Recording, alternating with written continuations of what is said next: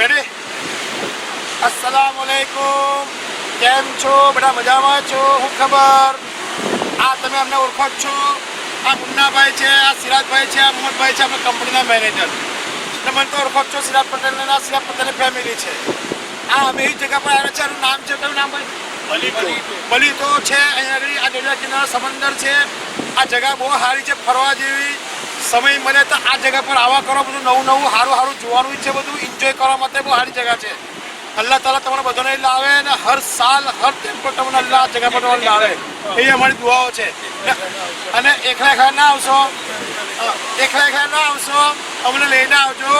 તમારી આંખોની ઠંડક માટે જગ્યા બહુ સારી છે, કેમ કે બધું વ્હાઈટ લુક છે અને બધું બહુ એન્જોય કરેલું છે.